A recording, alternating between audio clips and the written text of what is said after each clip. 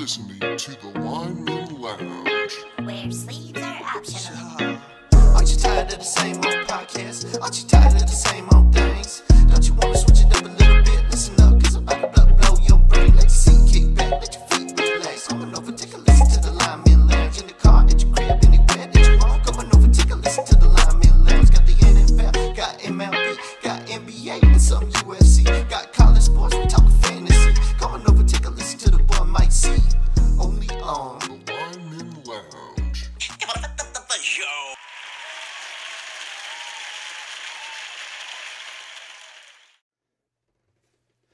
What's going on, everybody? Welcome back into the Lineman Lounge. This is your host, Mike Carlisle. I am, again, joined by the man, Stan Evavold, or Evo.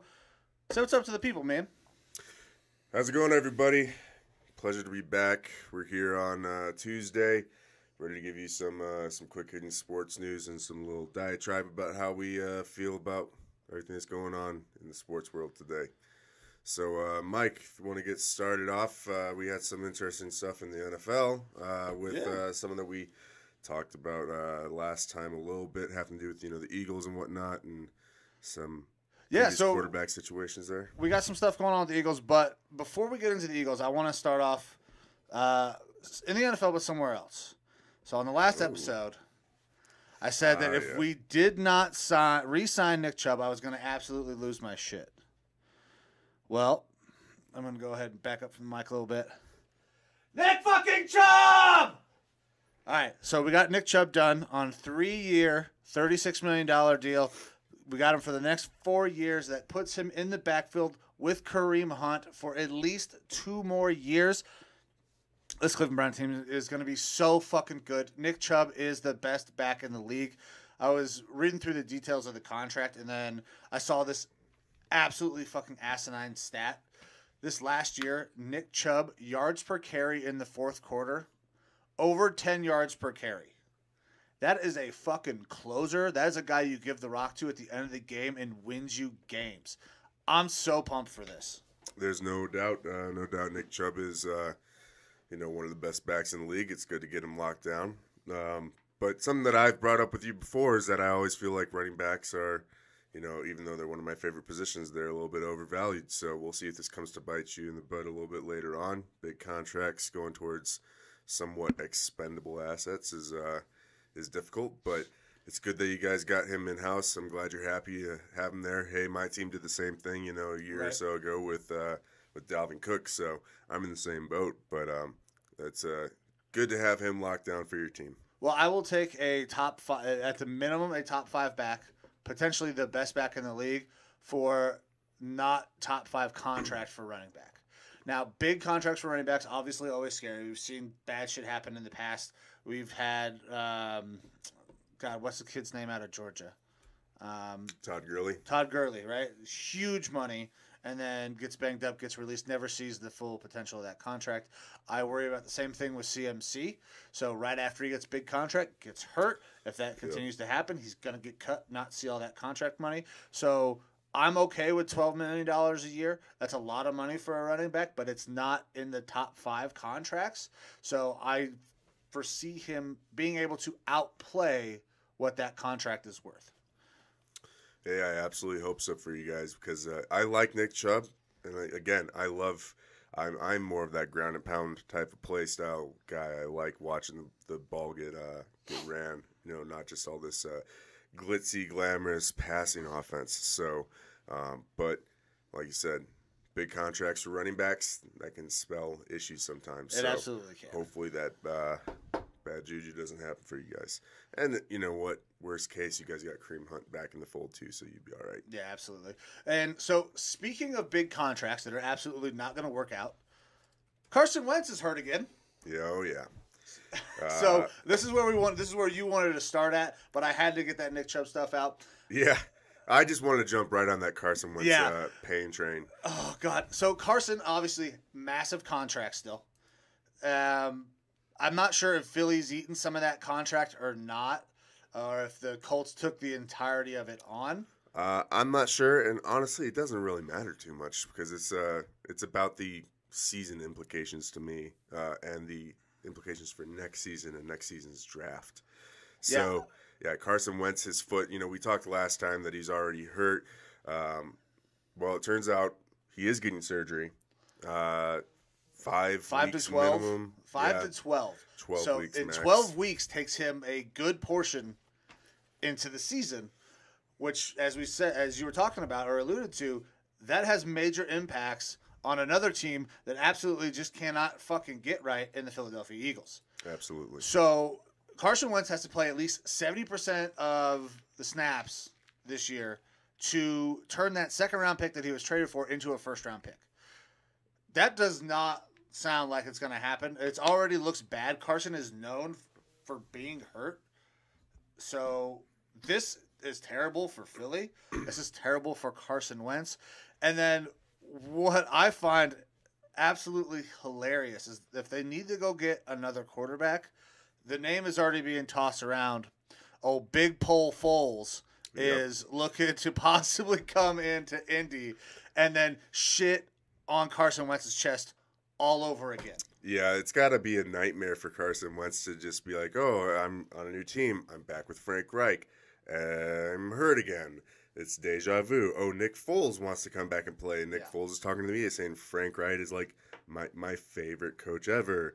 This is a perfect situation. So, what you were getting on about, the Eagles and how they're possibly going to be losing, that first-round pick because a 5-week minimum, I just don't see that happening. They're not going to go rushing Wentz back. Right. If, you look at that schedule for those first couple weeks for the Colts, it ain't easy. No. It is not an easy track. So they're not going to just throw him back into the fire. I had that pulled up at one point. What the hell was their schedule? Because it looks like if Carson isn't going to be there and they're not going to be healthy, there's a very real possibility they start out the season 0-5. Oh yeah, 100%. So and Seahawks, Rams, Titans, Dolphins, Ravens, first 5 weeks.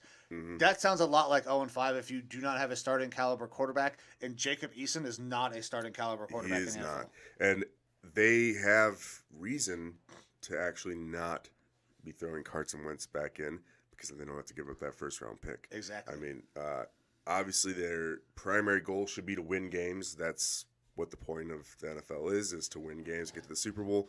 But let's say they win the game. Let's say they get 3-4 weeks in and it's a dumpster fire and they're ready to bring Carson Wentz back and they're like, well, let's keep him out just like another week here. So give him a little bit of time to rehab. We're doing the right thing for Carson, but now we also don't hit that 70% marker and we don't have to give up that first-round pick. We'll just put him in that 69%. Yeah, absolutely. Giggity. And so we did talk to our resident shithawk analyst, Bobbert Goblin. He basically said, well, this is going to make Howie Roseman either look, bad for having drafted him, or if he, plays really well, it'll make Howie Roseman look good, and that would be a bad thing for us. So he's trying to spin it however he can for the Eagles. That's pretty typical. But and there's no spin in this. Like, it's a bad trade no matter how this turns out. Roseman gave that massive contract. That's on him. Then he has to trade it. Only can get a second-round pick, potentially a first, but that does not look good anymore. So that looks bad for Roseman. Now, as Eagles fans, I'm sure they're very happy about Roseman looking like shit so they can finally get rid of this guy. If they actually do it. There's been years of him just being kind of an idiot in that front office, and they still keep him around. So, it's the Eagles organization. Who knows what they're actually going to do with them after that?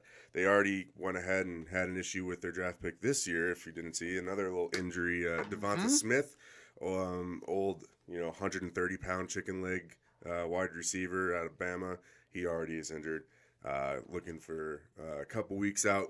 I believe hamstring pull, which is interesting because I didn't know MCL sprain. Oh, so the it's in MCL the sprain. knee. Yeah, there you go. So that's already not looking great because if that guy is not even in the contact part of practice yet and coming up with these sprains, bring it to mid-season, and like I said, he's an extremely sleight of frame guy. Yeah, you start getting some hits on him. This is probably going to be more of a regular thing, which was one of the knocks coming out on him was his size. Is that lack of bulk going to allow him to hold up in the NFL? So Another kind of knock on the Eagles there. Unfortunate for them, I guess, as far as having your first-round pick possibly be a bust, just like seems like Carson Wentz is kind of becoming a bust. And before we move completely away from the Colts, they just had Quentin Nelson, possibly the best offensive lineman in the league, go down with a foot injury. Yeah, same as Carson Wentz. So, I'm going to backtrack a little bit. So that injury to Carson, it's not like they're not going to rush him back, because I don't think this is going to be considered a minor surgery. They're taking a bone out of his foot. Mm-hmm. That doesn't seem like it's very conducive for you to return and play at a high level if you're missing a bone from your foot. That's all sorts of issues. Devontae being out really sucks. I like Devontae. Now, I was always worried about him being slight of frame. We see some guys who are slight of frame like that do pretty well. Tyreek Hill's not a big guy, but he's thick, and Devontae is not. If we're having these kind of issues early on, I don't know if it was if it's non-contact in an MCL sprain. I mean, that shit could happen at any time. So, if it were a contact injury where he's bumping in and there's some strain and pressure against one of the corners, that worries me a little bit more because he is so small. Yeah, it just wasn't. So I know that the teams weren't allowed to be doing full contact, full pad yet. Right. So there definitely could have been some contact or whatever. But the point is that you're looking at either a lighter contact or incidental contact version of practice versus a full game where someone's trying to cream you. Right. So I mean, and you're a former football player just like I am. So when you're running, in helmets, or you're running just skelly practice with just shoulder pads on, running shells. Sometimes things get a little competitive. Sometimes things get crazy. 100%. So maybe that's it. I don't know that they've come out with all the details on exactly how it happened. If they have, I have not seen it. I'm hoping for Devontae. He comes back, can be productive. Now, he may be one of the only productive members on that offense for the Philadelphia Eagles. Jalen Hurts is still fighting for his job against Joe Flacco. Yeah, fucking Joe Flacco. The fact that they haven't named Jalen Hurts the starting quarterback already is either an indictment on Hurts or an indictment on the coach. Why are we still doing this? Joe Flacco is no longer a starter. He is a former Super Bowl MVP. He is a Super Bowl winner.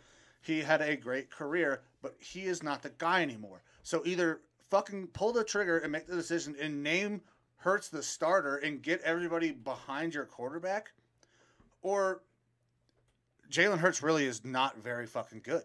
It's one of the two. No.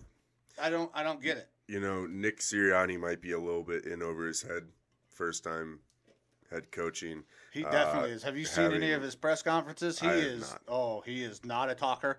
Mm-hmm. He looks lost. He looks like he is a deer in headlights.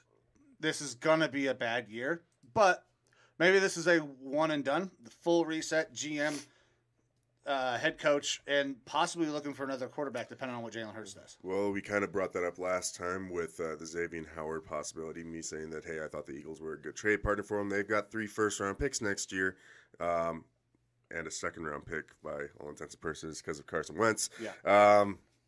So, hey, yeah, that would definitely be a good opportunity for a full rebuild for them. New head coach, new GM, new head quarterback, starting quarterback through the draft. So, it's going to be tough.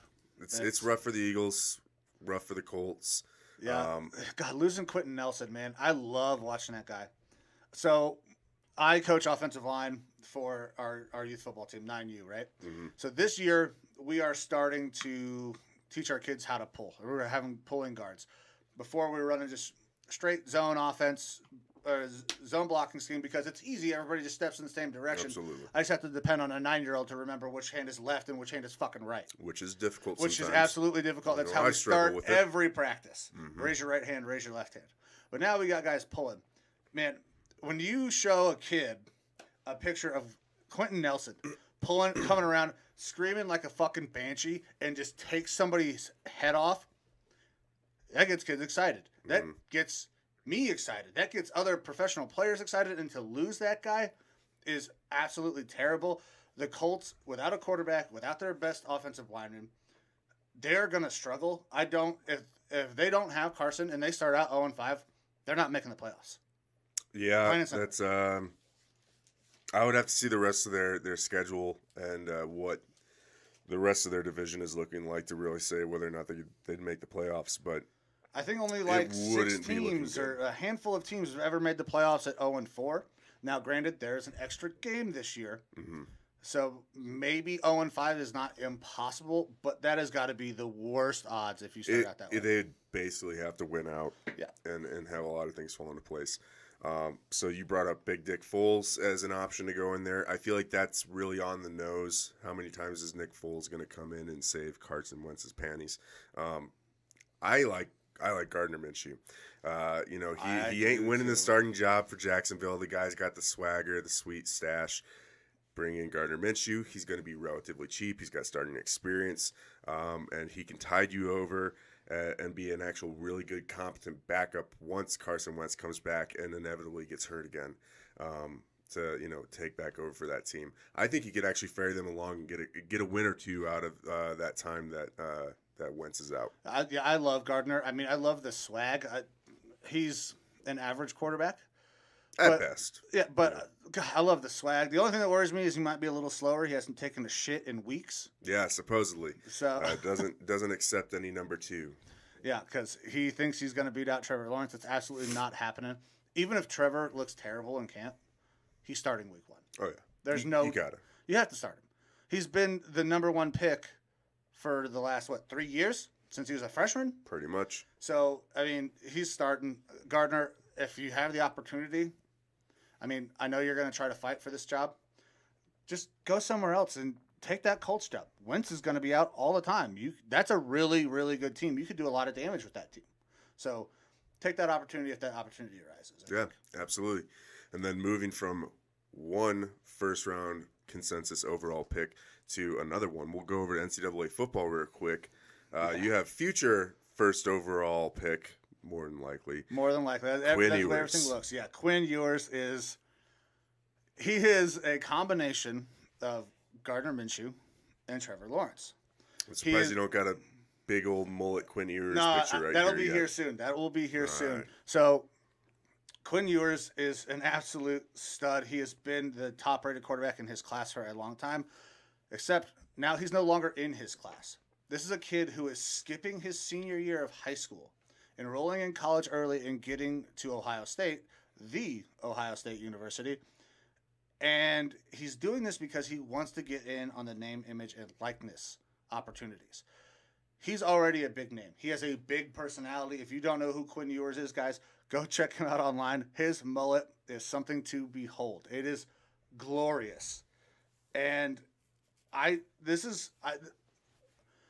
the podcast, prior to us, starting the video stuff and us doing this together, I was big on this name, image, likeness, how I thought it was a really good idea, how, I worried about some potential problems.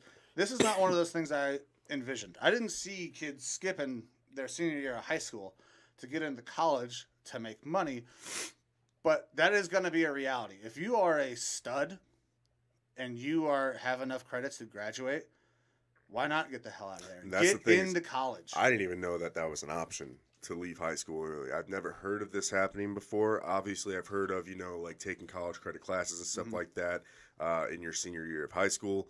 But I had never heard of someone actually leaving high school before their senior year I'd always heard about guys who would graduate early. Like they would graduate halfway through the year, right? And then they would get in and they could do spring camp and they could be on campus early. That way they're not showing up late and they're playing catch up. Yep. But your whole year, I didn't know that was possible. And if it is, you're going to see a lot of these stud kids start to find ways to get done with school early with name, image, and likeness. Ohio State is a massive brand.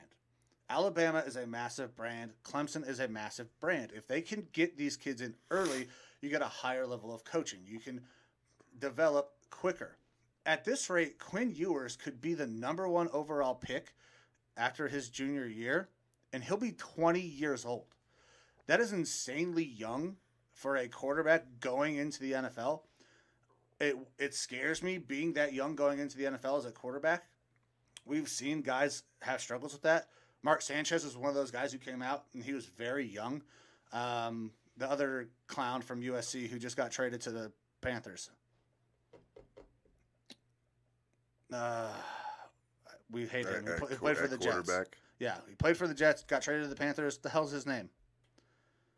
I just forgot his name. Sam Darnold. Oh, okay. Sam Darnold was another guy. That's how recognizable he was to me because, yeah. Well, Sam has had a lot of struggles, especially taking care of the ball. But he was another guy who came out of college very, very young, right? Mm-hmm. NFL wants young players, but I don't know if we necessarily want a super young player at the quarterback position. You need some maturity. Now, if you're playing defensive end and you're 20, you can have a very, very long career. You can grow into your body. You can become more There's definitely athletic. differences in pressure. The mental pressure is, to me, you're going to be hitting your athletic stride by, you're 23 to 25 years old, which is good for a quarterback to be building into that. But they're taking on a grown-ass man's job. Yes. At 20, 21 years old, you're getting media, all sorts of pressure from the coaches. You are the focal point of that team. Yeah, you're the face of a billion-dollar corporation.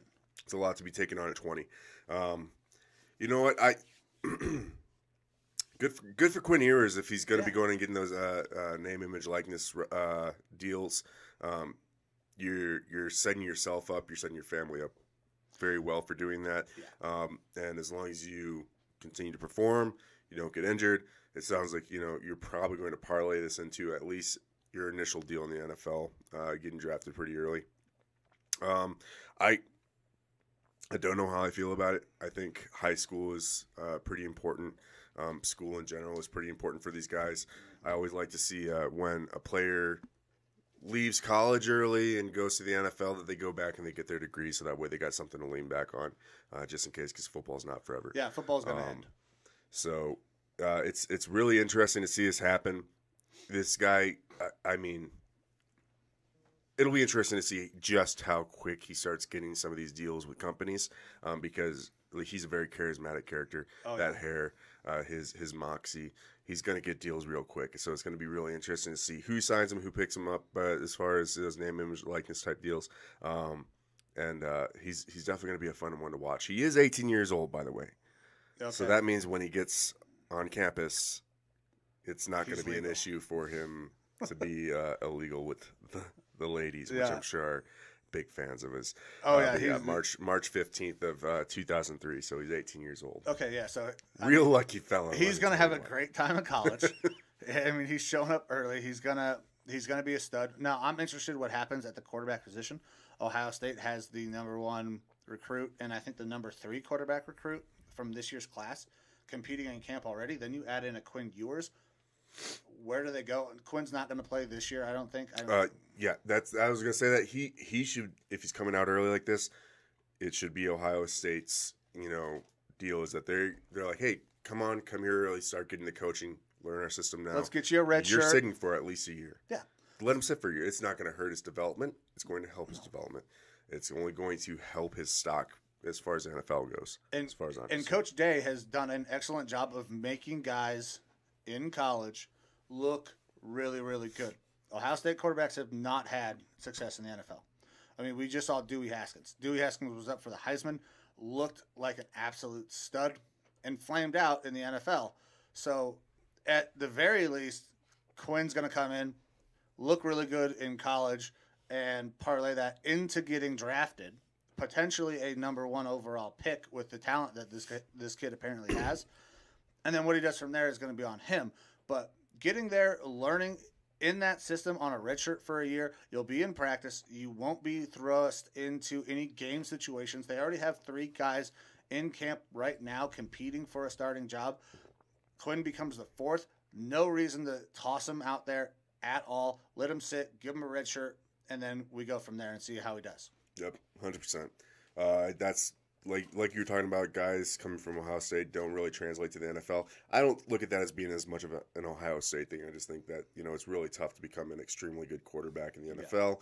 And then once you're taking high picks, you know, guys from Ohio State haven't performed well, but that's just, you know, narrowing the margin even further. But for what it's worth, I think Justin Fields actually has the shine. He might actually kind of break that curse. From reports out of camp, he might be the best quarterback out of this class. Yeah. Trevor has not looked good in camp. Trey Lance has looked pretty good, but he's not there yet. They still got Jimmy G starting. Zach Wilson, who I absolutely buried during our draft special on Facebook, has looked awful. I'm not a believer in Zach Wilson, and it makes it even worse that he's with the Jets. If he were with a different team, I'd give him a little bit more of a chance, but that Jets organization is a dumpster fire right now. Yep. So Justin Fields has the potential to be very good, and on a team that he's not going to be required to go out and win you every game. That defense is stacked in Chicago, as it typically is. That offense needs a little bit more work, but he's going to start probably, week 4 is my guess? Yeah, I wouldn't give it very long before he's starting. Then again, you know, Andy Dalton apparently has looked pretty good in camp, but that's the thing, is that it's practice. So Trevor Lawrence not looking great so far in practice, or Zach Wilson not looking too great. I'm not giving a whole lot of credit just yet. I like to see that preseason game action just because it's practice. That's where the quarterbacks are supposed to kind of make some of those throws that are going to get intercepted, you know, push things a little bit more. They're supposed to go out there and make mistakes so that way they don't have to make them in game. We'll see what happens with them. But Justin Fields, I would expect to be in there, you know, probably within the first 4 to 6 weeks, unless there's an injury, get him in there sooner. I wanted my Vikings to draft this guy, honestly, and it sounds like we had made a play to move up to get him, because I think that he would solidify our quarterback future, and I am jealous that the Bears did end up getting him. I don't like that he's going to be within our conference and our division up in the NFC North and having to see him constantly. So I kind of want the curse of Ohio State to live on there. But, you know, for Justin Fields as a player, I'm wishing him the best, and I think he's probably going to have a pretty strong career. Yeah, I'm a huge fan of this guy, obviously, as a fan of the Buckeyes. I've watched him carve up Clemson. I mean, he was so close to getting us a national championship. I hope he pans out that way. That stigma of the Ohio State quarterbacks don't pan out kind of goes away, because we have that stigma. Alabama has that stigma of you don't draft Alabama quarterbacks. I'm still not sold on Tua. I think the kid up in New England, I just forgot his name again. Daniel Jones. Not Daniel Jones. That's the Giants quarterback. Sorry, another just kind of like dorky white guy. Another standard prototypical white guy, 6'3", kind of soft body. I don't remember his name, but I like him. We'll see if they can kind of start to break that curse as well. I don't know if Tua's going to do it. Miami's a very good team. I don't know if Tua can get them over that hump, though. So we'll see. Mac Jones, that's it. Yeah, not Daniel Jones. It was another one of the white Joneses. Yeah. So we'll stay in the world of college football since we kind of segued into, you know, Alabama, their quarterbacks. The SEC is making some major moves on potentially expanding this conference. They have extended offers to Oklahoma and Texas to come and join the SEC. I don't think it'll be right away. Oklahoma and Texas have media rights deals that they are locked into until 2025 in the Big 12. They can pay a penalty and get out of those. I don't know if they will. I believe they already said that they're going to hold off on that, or they don't want to, or they're just going to let those contracts expire rather than work themselves out of it. So that means 2025 we should see Texas and Oklahoma joining the SEC. That gives them 16 teams in that conference. There were some reports. Apparently, they're unfounded at this point about Clemson and Florida State possibly going over and joining the SEC as well. Then we get reports that the Pac-12 and the Big 12 may think about combining to create their own super conference because the Big 12 looks like they're about to be in shambles. Who knows if the Big 10 decides, okay, well, if the SEC is doing this, we need to join. Same thing with the ACC. This is a wild, wild move as to what is happening in the landscape of college football. These conferences are going to start to kind of go away, I think. I think the advent of the name, image, and likeness is going to be a big factor in this as well. If you're in a massive conference, if you're in an area where their football is beloved, like it is down in the Southeast, we're going to see guys want to get into these colleges. We're going to want to be in big-time conferences like the SEC if they have this 16-team conference. It's wild. Texas is going to get absolutely mauled in the SEC unless they get drastically better from what they have been. Oklahoma is going to have to start to actually play defense because that's something that they've not been very good at. In the Big 12, they give up a shitload of points, but they also score a shitload of points. They have the potential number one pick this year in Spencer Rattler. Mm-hmm. I mean, that's a little ways down the line before they get there, but it's crazy to me that this is happening. I don't know what's going to happen with the landscape of college football. Yeah, I think it's kind of a turning point. Between now and 2025, I don't know if we're going to see other teams actually start to shake and bake a little bit and start moving around these conferences. I'm assuming that we will. But like you said, the name, image, likeness rights kind of started to change the landscape of things. You are going to have the powerhouse teams just becoming even more powerful. That's where players are going to go if they know they can get more visibility, more optics. They're going to go to markets where they are not getting taxed out the ass. Mm-hmm. So California is going to struggle to bring in big name players. But being able to go to one of these SEC teams in what is going to be the biggest conference in college football already was, by most thoughts. But now it's even bigger. It is the premier. It is what college football is going to be looked at as, what is best right now. Most people already think SEC is the best, and now everyone's just going to want to tune in even more, which is great for those SEC teams. It makes real entertaining football on Saturdays. But then you have the lesser leagues and those lesser markets that are going to suffer quite a bit. I personally like parity. I do too. So having the little guy be able to come in and take down, David versus Goliath type situation, things like that. I love seeing those things. I like seeing those smaller teams or smaller schools succeed and things like that. And I feel like that's going to really hurt, or maybe it won't hurt. Maybe it'll just dramatically affect what the playoffs are going to be looking like in college football. Having the SEC kind of in this new realm that it's going to be in. That's kind of my biggest fear with the way that teams are moving around in these conferences right now. Well, I like parity. I think it's good for college football. And I thought with the expansion of the playoffs potentially coming into focus this year, maybe next year, we would start to see a little bit more parity, because the proposal that they had is the 5 conference winners all get a spot in the playoffs. Okay, so that's your Power 5 conferences. They all get one. Then you take the next 3 highest teams. But if the Big 12 disbands, or there's this pack with the Big 12, what happens to that formula? What happens to that format, right? Now we can't have all those teams. Do we get 4, 5 teams from the SEC in the playoffs? That is bad for parity, right? If you're not winning the conference, you're not guaranteed a spot.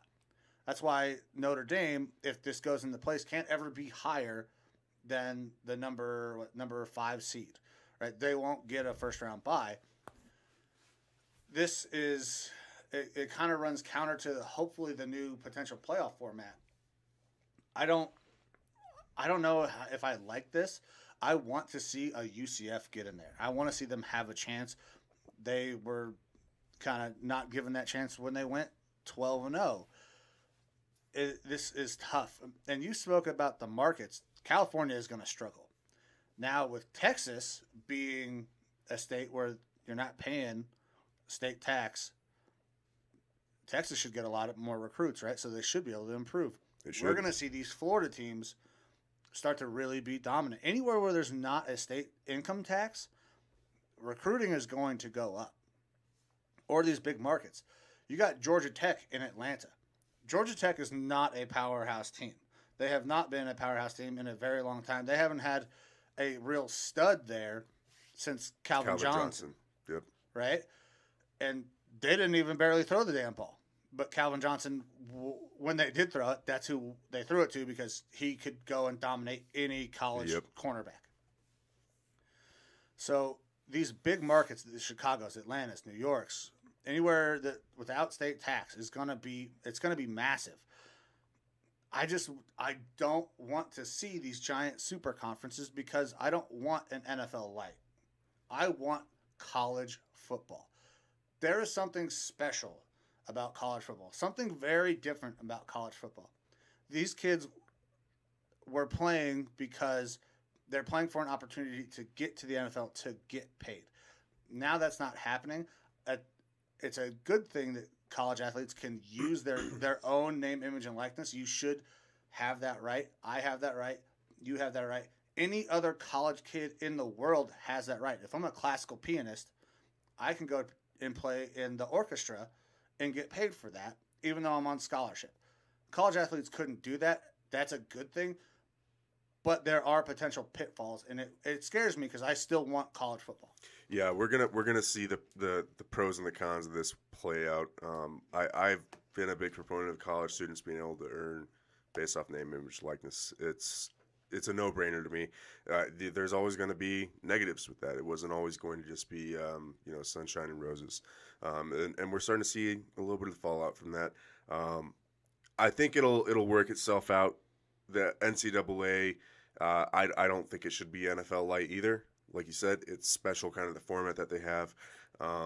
It is moving to more of an NFL light type situation right now, but I think you're going to start seeing, the SEC becoming the premier conference, and then everyone else is going to become somewhat ostracized when it starts to come to playoffs, things like that. And then the NCAA is going to make adjustments in order to kind of level the field a little bit, especially when it comes to college football playoffs, things like that. At least that's my hope, because the more markets, they want to keep college football playoffs with those big markets, but the more markets that they can touch, the more money they get. I think they're going to do what they need to do to make sure that everyone gets to play ball. Yeah, and the NCAA is notorious for finding ways to make sure that they make money. They're gonna find a way to make money. That's what they do. They don't necessarily give two shits about the student athlete because in their minds they're there playing football, even though they have to go to school, right? Mm-hmm. The NCAA is going to figure out how to make money off of all this. If they become these super conferences, the NCAA will adjust. They will find a way to tap into what the hell is happening. I hope it all works out. I hope everything works out exactly the way I have it envisioned in my mind, where it's still college football. These kids are doing what is needed to get their degrees because that is still important. Like we said, football ends at some point. Father Time catches up with everybody. Even Tom Brady at some point is going to fall off that proverbial cliff. Unless he just retires first, which is a possibility. Yeah. But so he's essentially at the cliff but at that point. It ends, so you have to have something to fall back on. I don't want to see the love and the feel of college football leave, because then I just watch the Browns, especially since we're fucking good now. My football season always hinged on how good Ohio State was because I knew the Browns were going to suck. Now I get to root for two winners. I don't know what to do with myself. Enjoy it while you can, because that's the thing about the NFL is that other than your perennial powerhouses like the Patriots, and even they're not there anymore, you just don't know what you're going to be year to year. Yeah. So we talked about those players in the NCAA getting some big contracts, not contracts, but getting their name, image, likeness rights and getting some money now. And then we got some other players over in the NBA getting paid, free agency, just kicking off for the NBA. Yeah, a couple of really big-time signings, a couple sign-in trades going on. So Chris Paul opted out of his deal. It would have paid him like $42 million. Decides to opt out, but comes back, re-signs with the Suns. I want to say it's 4-year, $120 million. Let me make sure I got the numbers right on that. Yeah, 4-year deal could be worth up to $120 million. So he's taking less money to go back with the Suns. Chris Paul was the MVP of that team.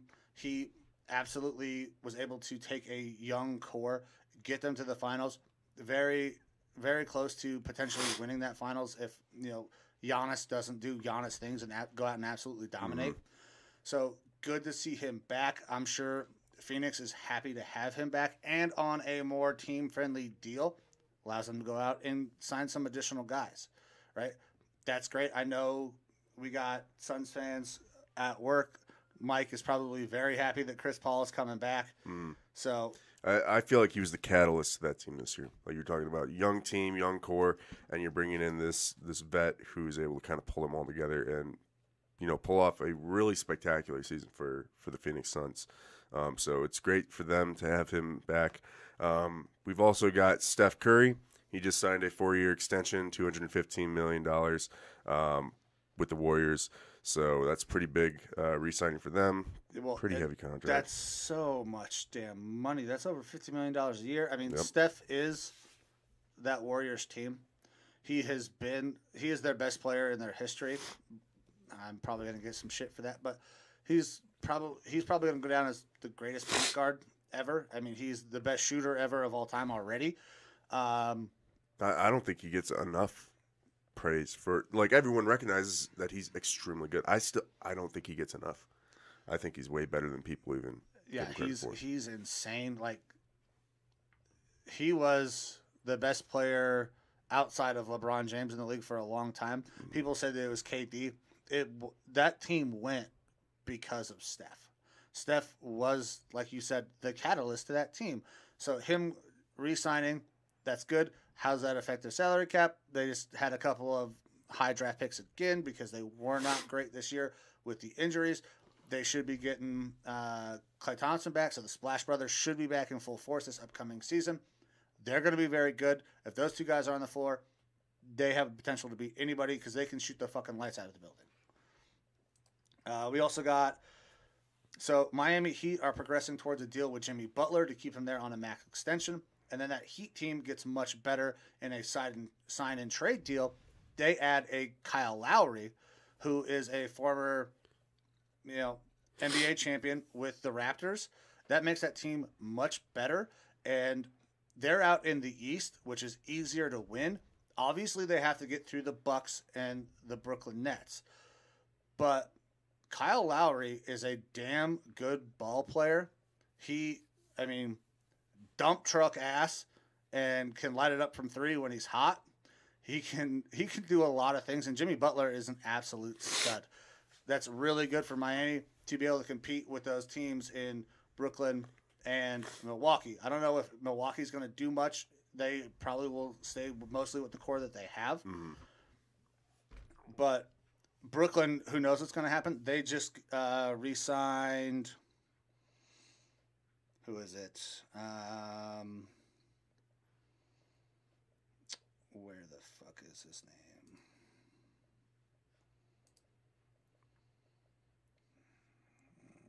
Blake Griffin. So 6-time All-Star Blake Griffin re-signs on a 1-year deal to stay with the Nets. So they've got Blake Griffin coming back, KD coming back, Kyrie coming back, and then the guy with so much skill in the NBA that it's not fair that other people are winning titles. And James Harden. I'm burying James Harden a little bit there because he was talking mad shit about Giannis and how he has no skill.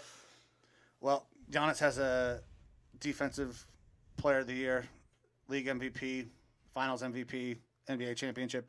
A lot of things that James Harden can't say that he has. So, but that's going to be a very. But he's got a great beard. That's about it. Yeah, his beard's fantastic. No, don't get me wrong. He's a great player too, but you know what? He doesn't make good on a lot of that talk. So, it is what it is. If you're going to talk smack, you're going to get some back. Yeah, I mean, I have no love for James Harden. He's a great NBA player. He is a stud. He's one of the best scorers that I've ever seen. But he's another guy who's never gotten over that hump. And we talked about on the last episode another guy who has never gotten over that hump, and Russell Westbrook joining the Lakers. Lakers go out, they sign 4 guys, role players, but they had to. They only had 4 guys under contract after that trade. LeBron, AD, Gasol, and Westbrook. So they go out, they sign 4 guys. One of them is Trevor Ariza, Bruce Ellington, guys that have been there before. And then they also get Dwight Howard back, another backup center at this point probably in his career. Yeah, I was going to ask you about how do you feel about them signing, some big-name guys, but not guys that are in the prime of their career. So Dwight Howard coming back. They just signed Carmelo Anthony. I didn't see they got signed Carmelo. Yeah, Carmelo was brought in on a 1-year deal. So, they're bringing in some fairly big name guys and things like that to fill out this roster, but they are guys that are not in the prime of their career. Yeah, so they're basically signing the 2012-2016 Team USA. If those guys can fall into their roles, I think they will be okay. I mean, I think Dwight knows at this point he's not an all-star anymore. Mm-hmm. He should work well with Gasol. They can split minutes. They're both very good on the defensive end and rebounding. I don't think Dwight's filling up the basket anymore. I mean, it could work. They need some perimeter shooting still. They signed that guy in Bruce Ellington, decent three-point shooter. I think he shot 40% last year. They need depth very, very badly on that team. Carmelo's an interesting signing. Carmelo was playing a lot of 4 up in Portland, and he's obviously not going to play 4 down in LA because that's where AD is going to roam basically the entire time. I wonder if they institute a little bit of a small ball lineup and put AD at the 5 and put Carmelo at the 4. It'll be interesting. That Lakers team is going to be good. I mean, anytime LeBron's on your team, you guys are going to be very competitive. He's still the best player in the league, very closely followed by Giannis. Giannis obviously showed this year he can be the guy. I mean, he dropped 50 points in a clinching Game 6. You're the guy. But the Lakers are going to be fantastic. It'll be interesting to see if they can make it out of the West, though. That Suns team is going to be very good again. Clippers look like they're going to get better. So, yeah, we'll see. We'll see how the Lakers kind of turn all this around. I don't know. I don't think that they're going to, there's too much young, hot talent out there. They're bringing in, this veteran team. Unless, we'll see how the rest of free agency goes if they're able to make some sort of, kind of bigger splash moves. I just don't know that Westbrook and Melo and bringing in those guys is going to be enough to make them as competitive as they need to be in order to pull themselves up out there. But kind of moving on, unless there's any other big deals in the NBA that you want to talk about. No, I don't think so. I mean, a guy I played against in high school, James Johnson, signed with the Nets, but I didn't play him in basketball. I'm a 5'7" white guy. He's 6'7". He played D end and receiver. Basketball was not my strong suit as far as sports. But Simone Biles. All right, so we talked about Simone and I don't want to call it controversy, but the kind of media around her having pulled out from the Olympics due to mental health issues. And we gave our thoughts on that last time. There's a little bit of new information that has come to light. So Simone Biles talked about having the twisties. All right, so didn't know what that is. She starts describing it as, not knowing up from down, things like that. It sounds generally like vertigo. she's not linked this to any of her mental health struggles or issues necessarily. However, people have obviously done some research. So it was found out in 2016 that Simone Biles was taking Ritalin, prescribed Ritalin for ADHD. She had a waiver, or the Olympic Committee allowed her to be taking that because it was a prescribed medication for a medical reason. Turns out that she gets to Tokyo, and Japan does not allow Ritalin in the country. So having to kind of quit cold turkey, it sounds like. And again, these are unsubstantiated as far as she hasn't come out and said any of this, but some fairly prominent sports writers and people who, or journalists who are focused on doping or drugs in sports and stuff like that have actually come out in support of Simone Biles, not saying that she's doping or anything, but just because they have a background and knowledge in the prescription medications, things like that, saying like, hey, this is what's going on. Japan doesn't allow Ritalin. She does take Ritalin, and she's talking about having the twisties, having this vertigo effect, which is a known side effect of getting off of Ritalin.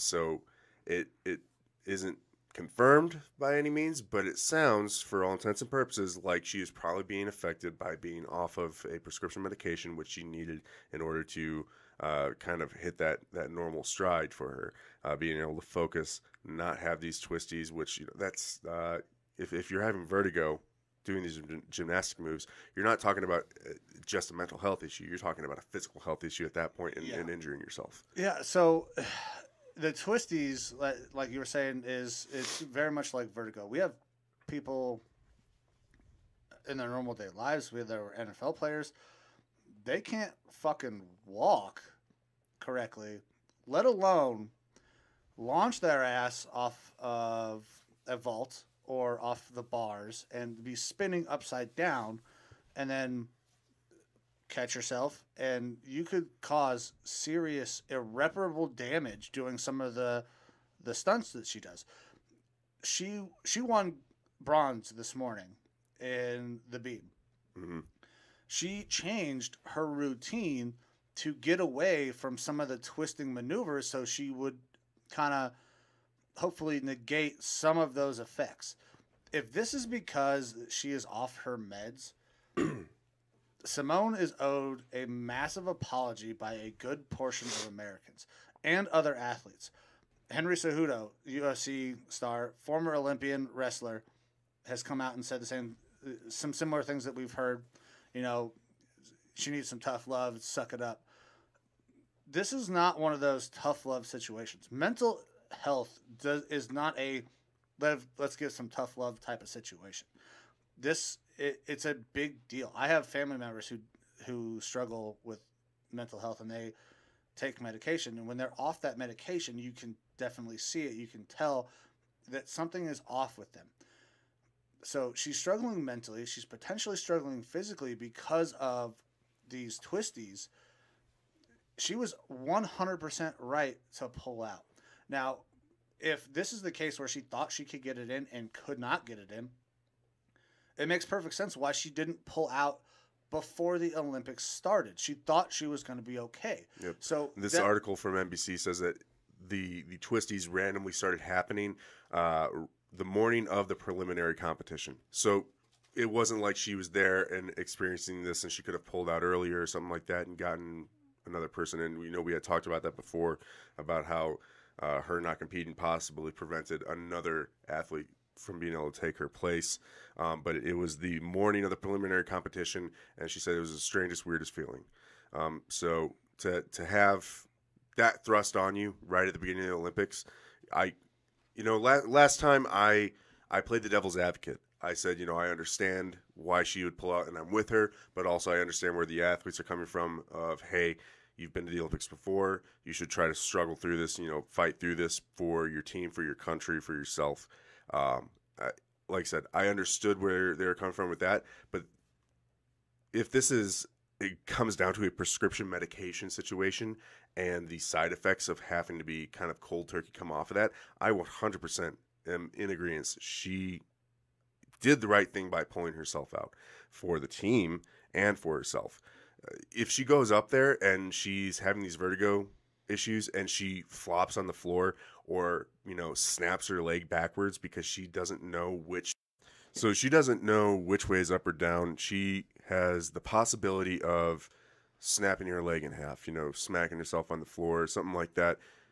It's not a good look for her, the team, anyone. It's physically extremely dangerous if you are unable to maintain your balance and have that vertigo situation going on. So 100%, I do not blame her for knowing her body, knowing that this is physically unsafe, that I cannot compete at the level that the USA deserves and Team USA deserves. So I'm going to go ahead and pull myself out. Now she's obviously working through these issues, and she decided that she was able to compete and was able to go out there and get the bronze on the beam. So I applaud her. It's difficult enough being the center of attention as an Olympic athlete. Absolutely. It throws on a whole bunch more when you pull yourself out and now you're getting all this scrutiny. I think she's just an incredibly, incredibly strong young woman to be going through everything that she's going through, to have the balls to pull herself out and to not succumb to all this scrutiny and to still then go back out there and compete again. Really awesome by her. Again, wish her all the best. Hopefully that is what the extent of the situation was, and hopefully people will kind of start to recant or retract some of their previous comments now that more information is coming to light, that this wasn't just some sort of a weakness. Right. Well, and you brought it up. So if she goes out there and competes and gets hurt because of these twisties, that is a terrible look for Simone, for Team USA, for the Olympics, everybody, right? There's been all sorts of things that have come up with the gymnastics community about, some of their indiscretions and pushing athletes or doing other things like the Larry Nassar shit.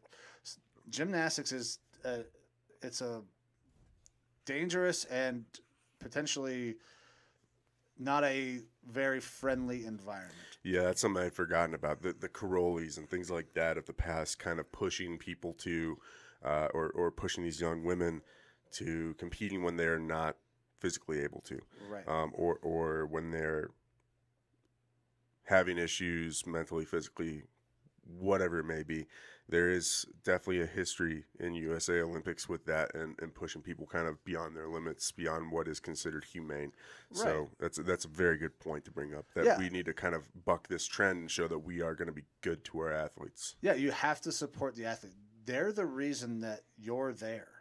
If there's no athlete, then there's no need for the coach. So trying to push these women beyond what their bounds are is completely wrong. Simone was right. She was very brave to do this. I hope that, she can get the mental aspect under control, and if the physical aspect is still bothering her, she gets that under control and these twisties go away. I would love to see her come back and compete at the next Olympics. I know she's getting a little older, but if she can get all of this stuff under control, come back and dominate in the next Olympics, we're not talking about this. There's no negative connotations to this. She had an issue, she overcame it, she came back and still showed the world that she is the greatest in the world, that she's the best. I want her to come back. I want to see her do it one more time because I don't want to see her go out this way. I don't think she wants to go out this way. So good for Simone. I'm glad that she was able to compete. I hope that it all gets under control and that she comes back and just continues to fucking crush it because she's awesome. She is so damn good. Yep. I mean, she just tied the record for most medals by a gymnast today with her bronze on the beam. I want to see her go over. I want to see her get one more. I don't care if it's a bronze. I don't care if it's silver. I don't care if it's a gold. Get one more. Cement your legacy, but make sure that when you do that you are healthy enough to do that. Don't put yourself at risk. Don't let these gymnast coaches push you, right? I don't remember. Maybe it was Caroli when he had the girl who had a was a fractured ankle or something. And yeah, that was the Crowley time frame. Yeah, she did the vault and then stuck it 1 foot, but she never should have been out there. And I'm glad that Simone did not let herself be put into that position. Yep. Good job, Simone. We support you, and thank you for representing 100%. America and our values. You kick ass. Keep rocking that goat on the leotard. All right. Anything else sports-wise that you want to talk today before we wrap up the show? Just so quick breaking news. DeMar DeRozan just got done with a sign-and-trade deal from the San Antonio Spurs. He's going up to the Bulls. Bulls also had a big signing of Lonzo Ball, so that Chicago Bulls team should be getting much better as well. We'll see. I'm a big fan of DeMar DeRozan. His time down in San Antonio did not work out great, but maybe getting out to the Bulls, they can kind of turn it around, and they can compete out in the East as well. But that was the last thing I had. Just got that notification on my phone, so. All righty. Well, something that I wanted to bring up from the Lineman Lounge. This is different, a little separate. I know it's only our second live show, but something that kind of is near and dear to Mike and I's heart. So Mike and I served with a Sergeant Jason Bernhardt in the military, and our military family and his family just had a pretty big loss. His wife passed away unexpectedly, leaving him and their 4 children behind last week. So there is a GoFundMe page set up to help the Bernhardt family out. You can find it on GoFundMe.com under Bernhardt Family Support. That's BERNHARDT Family Support. It's put on by Katie Blanton. If you can support, cool. If not, understand it. Just thoughts and prayers to their family, because it's going to be a pretty significant struggle for them. I've known Jason and Kelly, Jason since the beginning of my time in the military over a decade ago. Jason was my roommate in AIT. Yep. So. Yeah, he was a roommate of mine in AIT at one point as well. And then, coming back to Arizona, I met him again, deployed as part of a sister unit with him overseas, and that's where I met Kelly as well. So it's a pretty tough loss for our family, and I can't even begin to imagine what he's going through. So any sort of support, like I said, 4 kids that he's trying to have to take care of now, and just an all around. Just really heartbreaking situation. Yeah, it's tough, man. It's been really hard on it's been hard on my wife. Amber and Kelly were really good friends when we were stationed down together in Georgia. It has hit her really hard, and Kelly was such a great person, beautiful soul, and her loss is felt very deeply in this house. And my sincerest condolences out to the Bernhardt family. Jason, you're in our thoughts and prayers, man. If you guys need anything, let me know. I'm going to reach out soon. I wanted to give you some time to grieve. Obviously, you don't need people hitting you up right away. I hope everything works out and you guys can kind of get the help that you need. That's why, if you guys can, please go to that GoFundMe page. But there's not a lot I can say, man. I'm really, really sorry for your loss. So, yep. All right. That is going to wrap it up for today's episode of the Lineman Lounge. So this next part it feels a little hollow, considering what we just talked about. Thank you guys very much for your support. We greatly appreciate it. If you guys want to interact with the show, please go on Twitter at the Lineman Lounge. There's also the Facebook page and a group. You can interact on Instagram. There's also a TikTok, and then we also have our email address. We are still waiting for that first email to come in, and that's linemanlounge@gmail.com. linemanlounge@gmail.com.